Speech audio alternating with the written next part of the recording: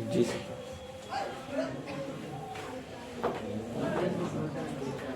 चलिए, आज का हमारा पोइम है फायर है।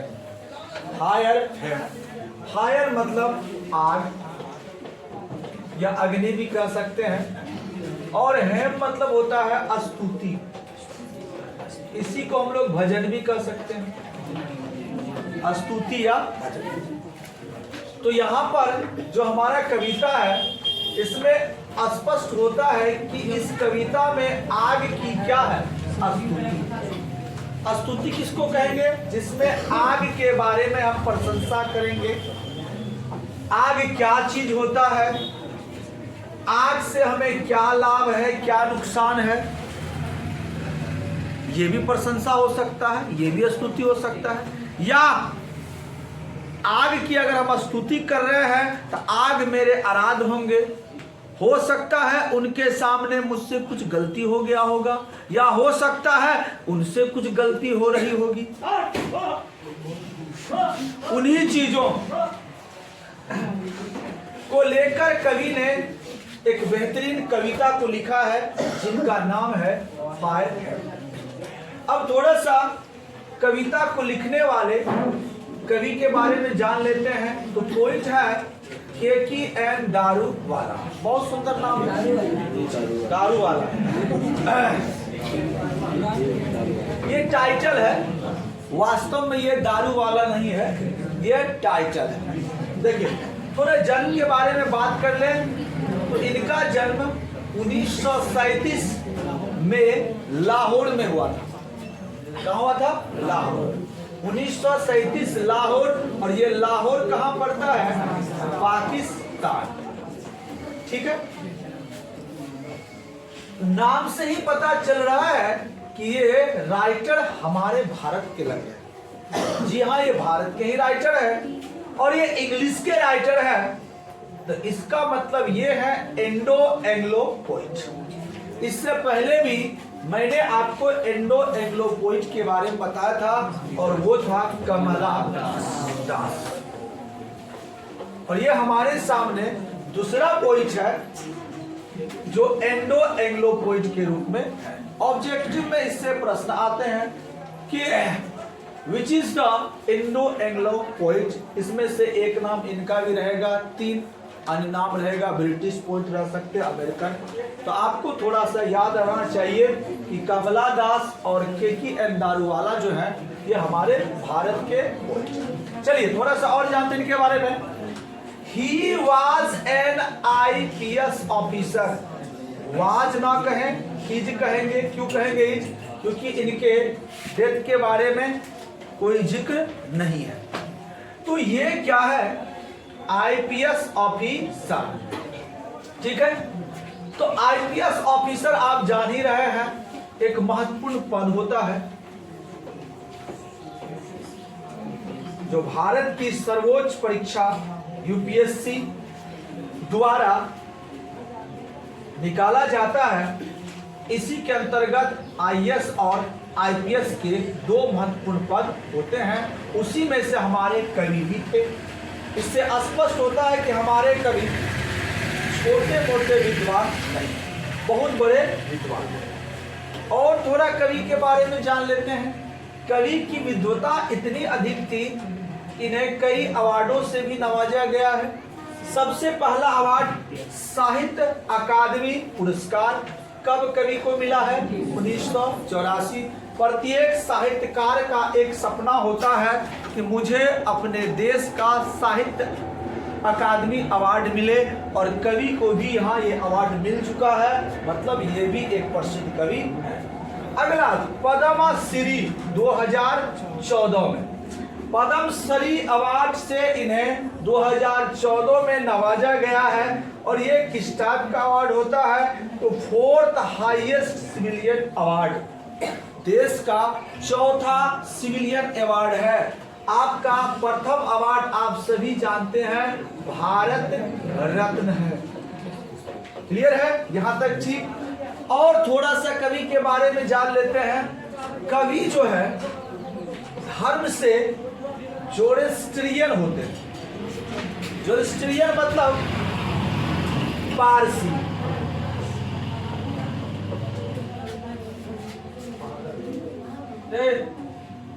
चल जी, कवि जो है धर्म से क्या होते हैं? पारसी। पारसी धर्म के बारे में आप लोग जानते होंगे, ठीक है। इनका जो नाम होता है आपको लगेगा कि ये मुसलमान टाइप का नाम होगा, लेकिन वास्तव में ये मुसलमान नहीं होते। जैसे जमशेद जी टाटा, नाम आगे क्या है? जमशेद। ये मुस्लिम का नाम होता है, आगे लगा दिया क्या? टाटा। ये वास्तव में क्या हो गए? पारसी। इंदिरा गांधी के पति कौन थे? फिरोज। नाम से लगता है मुस्लिम, लेकिन वास्तव में वो मुस्लिम नहीं थे, वो क्या थे? पारसी। और पारसी धर्म में आग का, फायर का अति महत्व है। बहुत ही पवित्र स्थान दिया गया है पार्शियन रिलीजन में, और इसी पवित्रता को लेकर कवि ने इस कविता की रचना की है। चलते थोड़ा सा कवि की अन्य रचनाओं की ओर।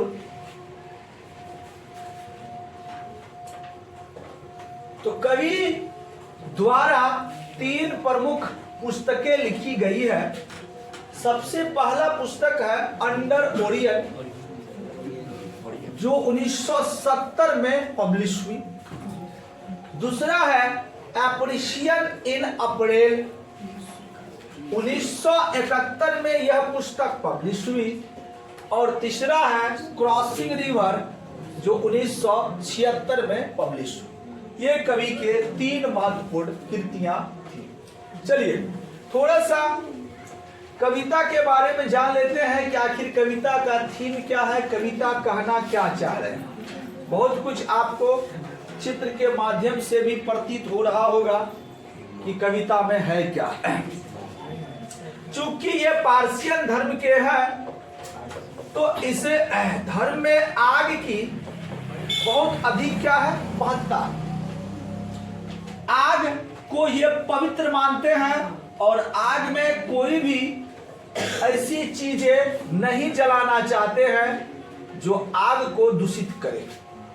लेकिन कवि के सामने भी कुछ समस्याएं आ जाती है, वैसी परिस्थिति आ जाती है कि कवि को भी अपने धर्म के प्रतिकूल चलना पड़ता है।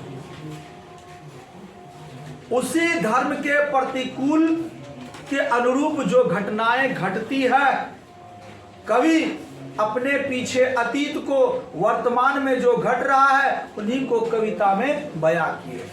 चलिए वर्तमान में कवि क्या कर रहे हैं? वर्तमान में है कि the burning ghat erupted phosphorescence, यानी कि कवि अभी एक बर्निंग घाट के किनारे है। बर्निंग घाट मतलब क्या?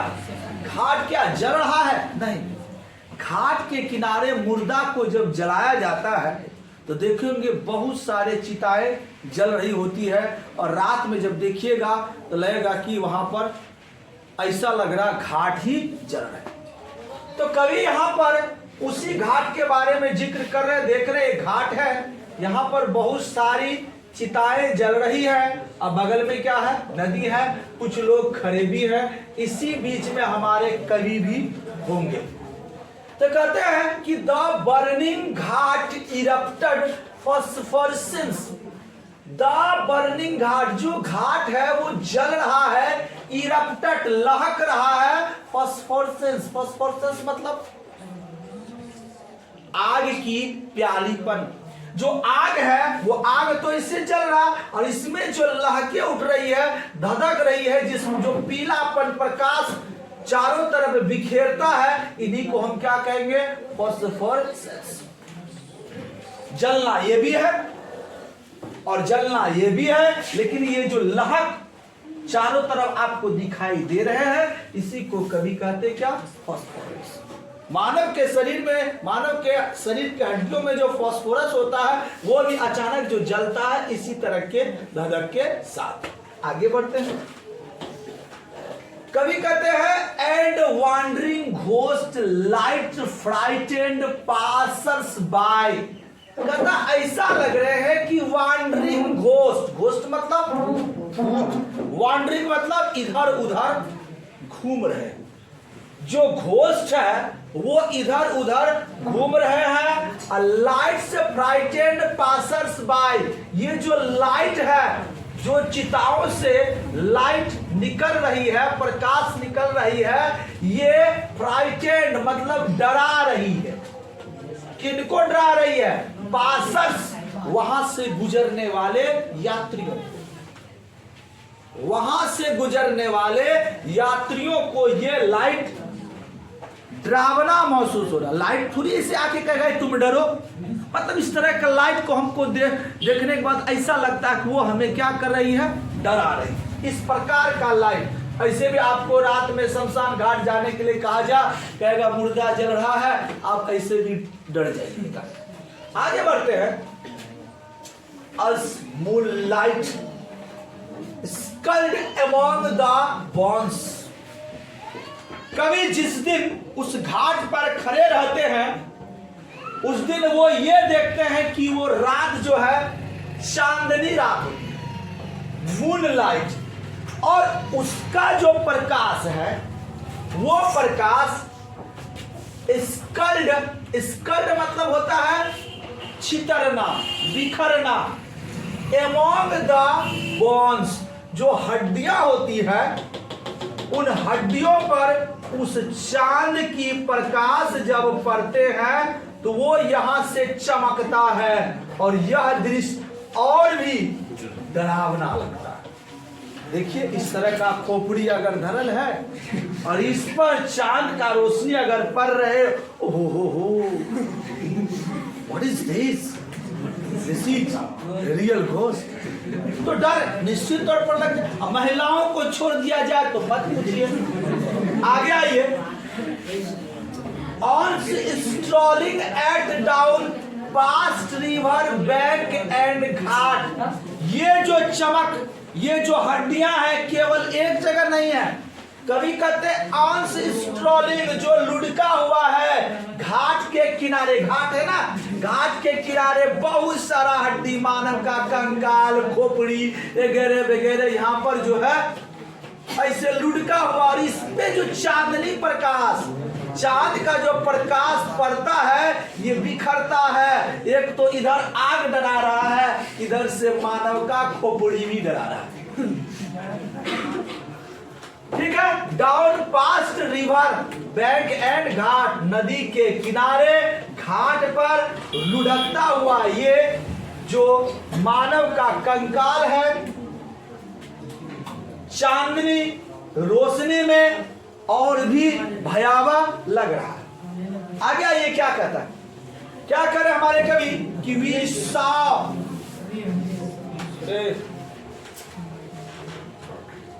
We saw embers losing their cruel redness। कवि कह रहे हैं कि we saw, हम लोगों ने देखा, मतलब कवि के साथ कोई और है। अगर यहाँ कवि अकेले रहते तो आई लिखते, वी लिखा है तो मतलब कवि के साथ कोई और है। वी सॉ, उसने देखा, एम्बर्स, एम्बर्स मतलब ये जो आग देखते हैं, जब ये जल जाता है तो जलने के बाद ये लाल हो जाता है, ये देख रहे लालीपन, ये लालीपन को कहते हैं एम्बर्स। कोयला को जलाइए, वो जलने के बाद क्या हो जाता है? लाल। उसी को क्या कहते हैं? एम्बर। कहता वी सॉ, हमने एम्बर्स को देखा, आग के धधक को देखा, उसके लालीपन को देखा। कहता लूजिंग देयर क्रूल रेडनेस, जो देखने में लूजिंग देयर क्रूल रेडनेस, उसका जो अत्याचारी क्रूप रेडनेस था। अत्याचारी क्रूप क्यों कहा? क्योंकि इसके अंदर जिस मानव को जलाया जाता था उस मानव के रूप रंग को वो क्या करता था? बिगाड़ देता था। अपना हाथ भी डाल दीजिएगा, आपका सुंदर हाथ भी खराब हो जाएगा। इसलिए कहा ये क्रूप है, निर्दयी है। ये निर्दयी जो लालीपन है, दे आर लूजिंग, धीरे धीरे क्या हो रहा है, कम हो रहा है, लूजिंग हो रहा है। देखिए ये अभी जल रहा है, इसके बगल वाला जल करके देखिए थोड़ा भुता गया, इसका रोशनी और समाप्त हो रहा, ये लॉस हो रहा। कहता to the grey ash that swallow all half cooked limb.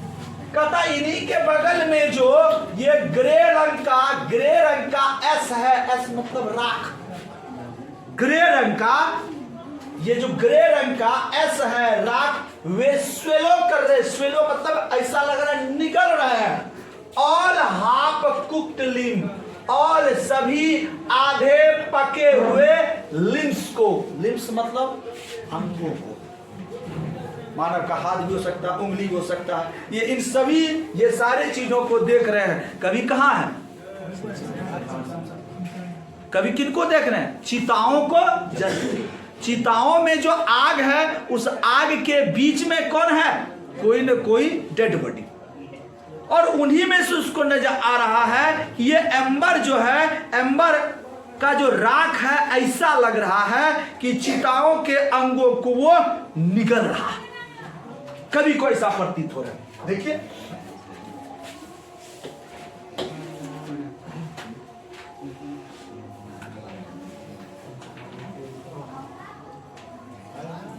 चलिए अब कवि कह रहे हैं कि bore witness to the fire's debauchery. कहता बोर, बोर मतलब जन्म देने वाला, विटनेस गवाह है, अर्थात उनके पिताजी भी उनके साथ हैं। बोर मतलब गवाह, जन्म देने वाले गवाह है, मतलब कवि के साथ उनके पिताजी भी हैं, और वो कह रहे हैं कि मेरे पिताजी भी क्या है, गवाह है। To the fire's debauchery, to the fire's आग के, डिबेचरी अनैतिकपन से, अनैतिकपन से, ये आग जो है सही कार्य नहीं कर रहा है, इनको जो करना चाहिए वो सही प्रकार से नहीं कर पा रहे हैं। ये केवल मैं नहीं, मेरे पिताजी भी इन चीजों को देखा है।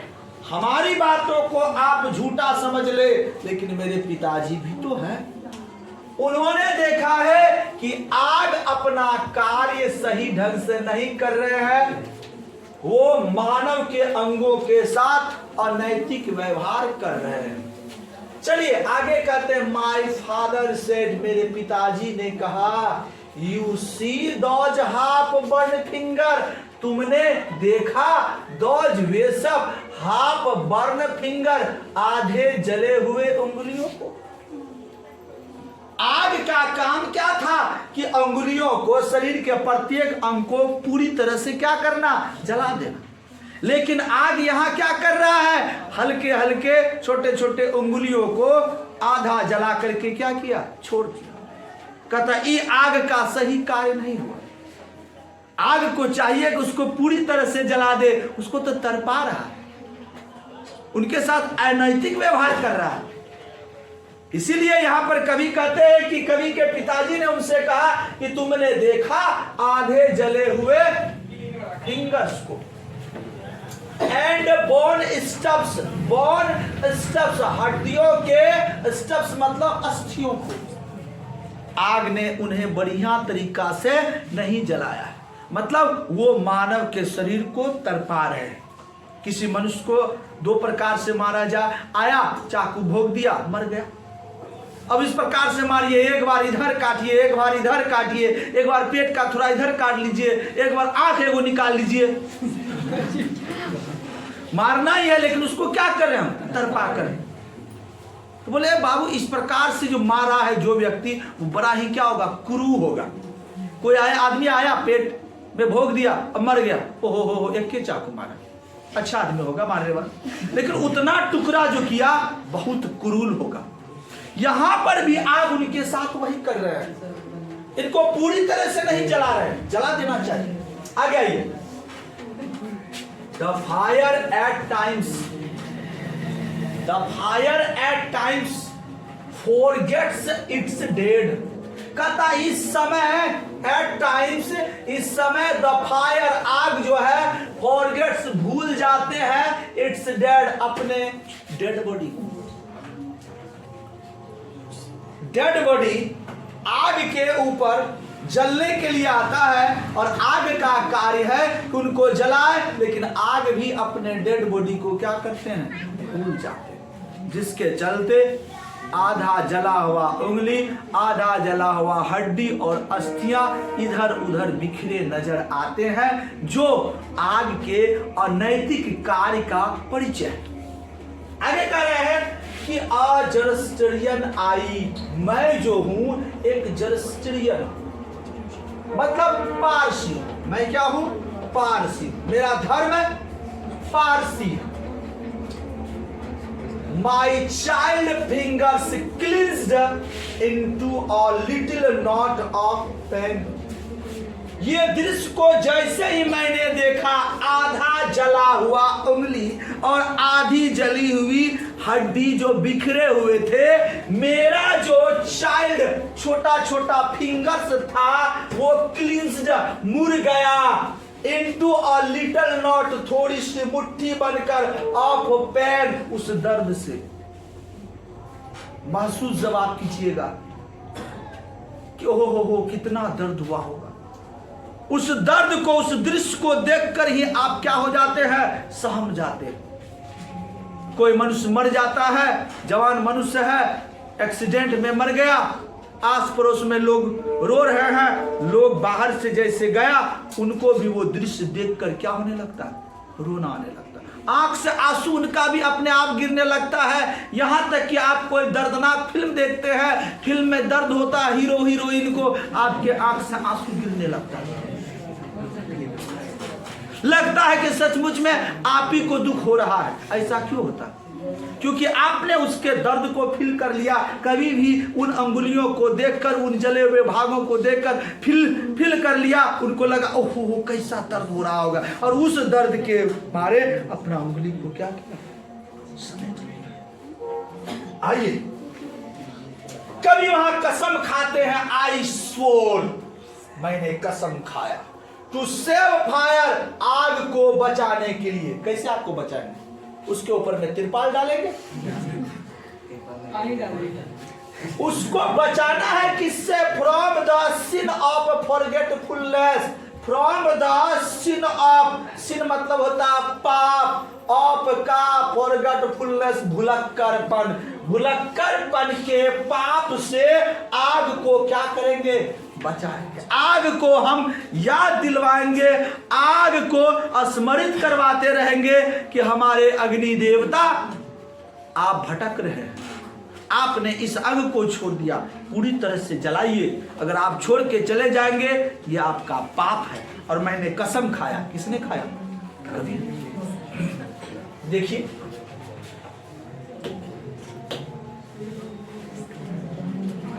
बहुत सुंदर कविता है। कहता इट नेवर फॉरगेट, कभी याद कर रहे हैं अपने पुराने दिनों को। कहता इट नेवर फॉरगेट, मैं यह कभी नहीं भूल सकता हूं। एंड 20 years since, 20 साल पहले की बात, मैं अभी तक उन बातों को नहीं भूला हूं और ना ही भूल सकता हूं जो मेरे साथ आज से 20 साल पहले हुआ। क्या हुआ?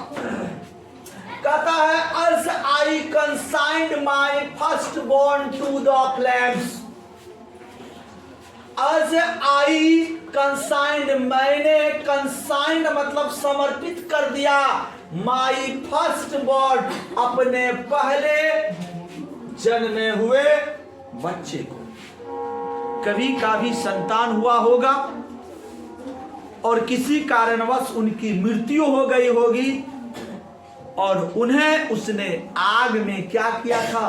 कंसाइन कर दिया था, समर्पित कर दिया था, आज से 20 साल पहले। और उस बात को कभी कभी नहीं भूल सकता, बिल्कुल भूलना भी नहीं चाहिए। टू द फ्लेम्स, आग के उसने क्या किया था, हवाले। क्लियर है? आगे का था क्यों, जबकि कवि पारसी हैं तो पारसी धर्म में डेड बॉडी को जलाया नहीं जाता, जलाया नहीं जाता। क्या किया जाता है, तो डेड बॉडी को टावर ऑफ साइलेंस, देख रहे टावर ऑफ साइलेंस, बहुत लंबा सा टावर होता है, उसके ऊपर में इस प्रकार से होते हैं और यहां पर डेड बॉडी को क्या करते हैं, रख देते। कंकाल दिखाई दे रहा होगा, रख देते हैं। और यहां पर जो चील, बाज, कौवे और भी अन्य पक्षी हैं जो मानव के मांस खाते हैं, इनको नोच नोच कर क्या करते हैं, खा जाते हैं। ये पारसी धर्म में, इसलिए वो लोग इनको जलाते नहीं। अब कहिएगा सर ये भी कोई धर्म हुआ, तो उनका अपना सिद्धांत, उनका कहना है कि हमारी मृत्यु के बाद भी, हमारी मृत्यु के बाद भी मेरे शरीर का एक छोटा सा अंग, कतरा कतरा भी किसी जीवों के कल्याण में काम आए तो वो भी समर्पित, इसलिए उसको वो नष्ट नहीं करता है। तो जीव अगर हम मर गए, हमारा शरीर के अंग का भोजन कोई प्राणी अगर करे तो उनको प्रसन्नता न होगी, इसीलिए ये लोग टावर ऑफ साइलेंस पे डाल देते हैं और वो जो भी बाज, चील वगैरह वगैरह है उनको खाते हैं, उनका भोजन भी हो जाता। इस प्रकार का सिद्धांत है, ये भी बहुत अच्छा ही सिद्धांत है। चलिए खैर हमको वहां नहीं जाना है। क्यों, तो कभी करे the nearest tower of silence, यही है tower of silence. was 1,000 miles, was था 1,000 माइल, 1000 मील। जहां कवि थे, जहां कवि के पुत्र की मृत्यु हुई थी, वहां से टावर ऑफ साइलेंस 1000 मील दूर था, थोड़ा मोड़ा दूरी पर नहीं था। अब विवशता आ गई कि अपने संतान को कैसे वो छोड़ दे, तो कवि को अंततः क्या करना पड़ा, जैसा सारे लोग आस पड़ोस में कर रहे थे, आग के हवाले, तो उन्होंने भी अपने बच्चे को आग के हवाले कर दिया। The fire have said to me, अब कवि कह रहे हैं, कवि को लग रहा है कि fire have said to me, ये जो फायर है, ये जो अग्नि है, ये मुझसे कह रहे हैं, क्या कह रहे हैं, यू स्टैंड गिवन, जाओ तुम जाओ, यू स्टैंड तुम जाओ, फॉर गिवन मैंने तुम्हें माफ कर दिया। अग्नि कवि को कह रहे हैं कि तुम जाओ, मैंने तुम्हें माफ कर दिया। ऐसा क्यों कह रहे हैं, क्योंकि कवि ने गलती किया था, कवि अपने धर्म के विरुद्ध पवित्र आग में अपने पुत्र को क्या किया था, समर्पित किया था, जो कि सही नहीं। और उस गलती के लिए आग ने उन्हें क्या किया, माफ किया है। जाओ मैं तुम्हें क्या करता हूं, माफ करता हूं। क्यों माफ किया, ऐसे क्यों माफ किया, देखिए, broken yet rebellious, I swore this time to save it from the sin of forgive. कभी यहां फिर से इस लाइन को आज समझ लेते हैं कि the fire have said to me, आग ने मुझसे कहा जाओ तुम्हें माफ कर दिया, क्योंकि ब्रोकन येट रिबेलियस, मैंने तोड़ा था रेट रिबेलियस, उनके सिद्धांतों को 20 साल पहले, और उसने मुझे इसलिए माफ किया क्योंकि मैंने कसम खाया कि हे अग्नि, मैं आपको भूलने के पाप से बचाऊंगा। मतलब अदला बदली हुआ, मैंने कसम खाया कि आग को पाप नहीं करने दूंगा, इसलिए आग ने मुझे माफ कर दिया। जाओ मैंने तुम्हें तुम्हारे पुराने गलती के लिए क्या किया, माफ कर दिया।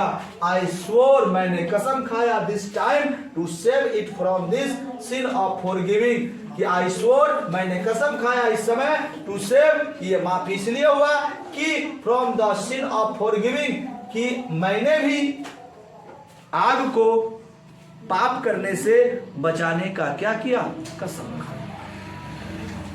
इसी के साथ आपका कविता समाप्त।